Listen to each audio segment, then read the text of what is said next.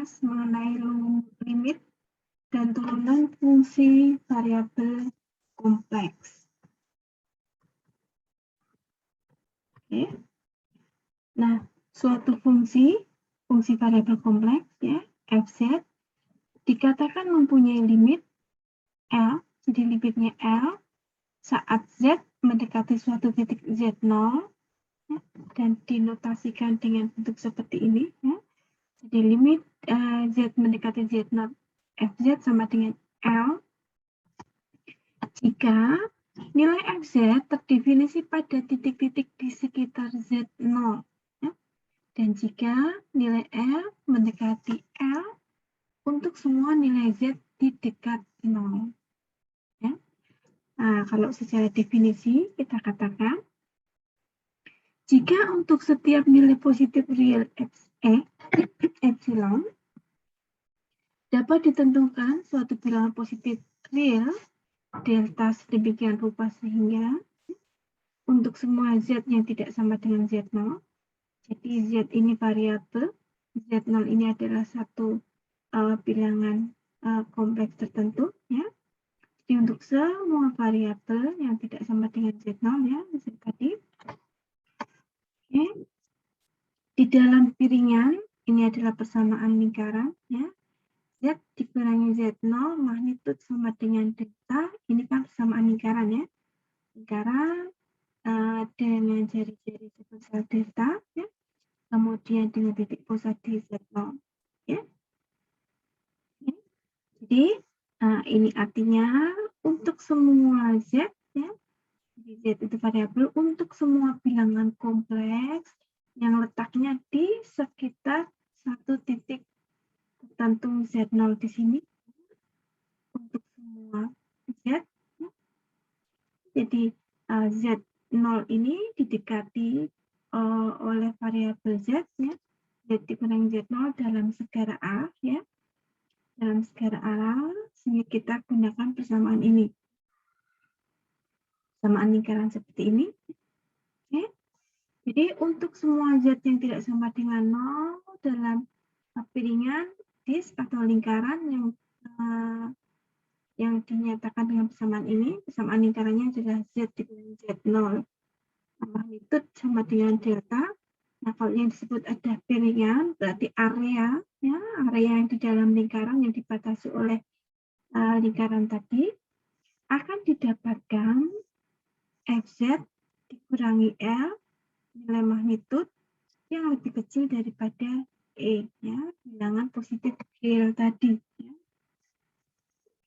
Dalam arti kata apa? Dalam arti kata ya selisihnya ya Fz ya. Jadi kalau ada Z dipetakan ke dalam Fz, letaknya di sini ya. Oke. Jadi gambaran grafis yang kirinya adalah untuk menunjukkan daerah dari Z ya, variabel Z. Nah, ini untuk menunjukkan fungsinya ya, nilai fungsinya. Dikatakan dia itu mempunyai limit apabila apa ya? Apabila untuk setiap Z di sini, jadi untuk setiap bilangan kompleks yang ada di sini ya, yang berada di dekat Z0 ya, itu nilai fungsinya ya itu berada di dalam lingkaran ya, lingkaran ini Fz dikurangi L lebih kecil dari satu bilangan epsilon tertentu ya, jadi bilangan positif tertentu ya. Jadi semua variabel Z itu kalau tidak dipetakan ke dalam nilai fungsinya itu masih berada di dalam lingkaran ini. Nah, kalau seperti itu ya, lingkaran ini mempunyai jari-jari sebesar L, maka dikatakan bahwa limit fungsi Fz untuk Z mendekati Z0 itu sama dengan L. Nah, limit itu digunakan untuk apa? Limit digunakan untuk menentukan fungsi itu kontinu atau tidak di suatu titik. Ya. Yang disebut kontinu tentu saja berkesinambungan. Gitu ya. Jadi pada titik tersebut fungsi itu berkesinambungan atau tidak.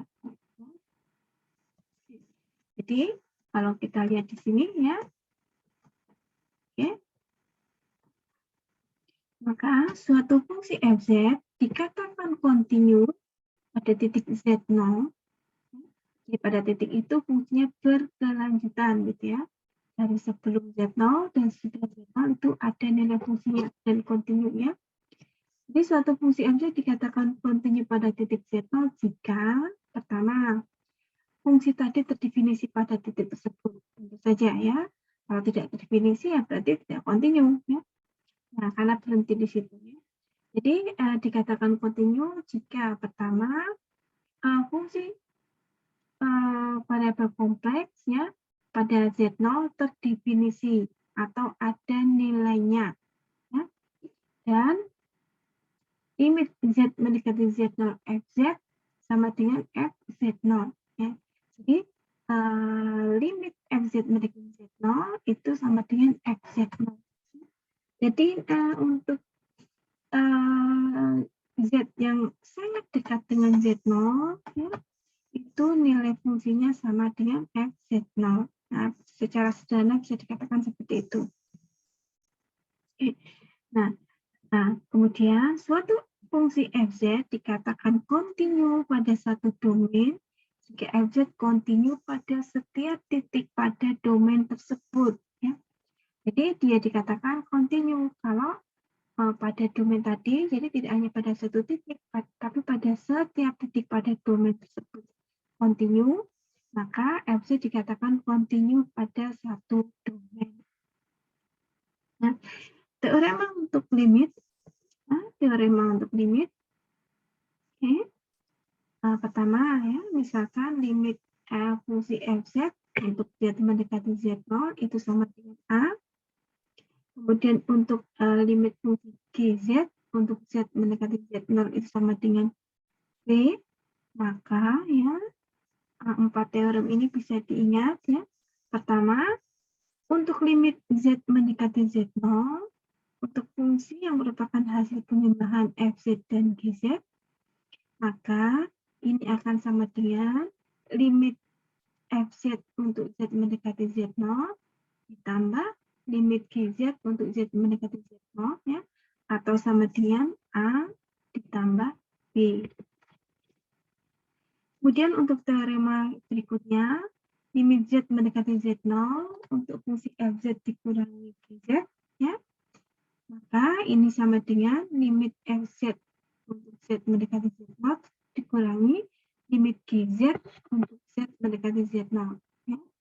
Sama dengan A dikurangi B. Ya. Nah, untuk perkalian bagaimana? Nah, untuk perkalian ya, jika limit Z mendekati Z0 untuk fungsi hasil kali Fz dikalikan Gz, maka kita bisa cari limitnya dengan mencari limit masing-masing fungsi tadi, kemudian kita kalikan ya. Jadi limit Z mendekati Z0 untuk fungsi Fz, limit Z mendekati Z0 untuk fungsi Gz ya. Kita cari satu-satu ya masing-masing, maka hasilnya adalah A dikalikan B. Nah, ini A dikalikan B. Demikian juga untuk pembagian ya. Jadi limit Z mendekati Z0, Fz dibagi dengan Gz akan sama dengan limit Fz ya, untuk Z mendekati Z0 dibagi limit Gz untuk Z mendekati Z0 atau sama dengan A dibagi B. Jika, tentu saja syaratnya, jika B tidak sama dengan 0.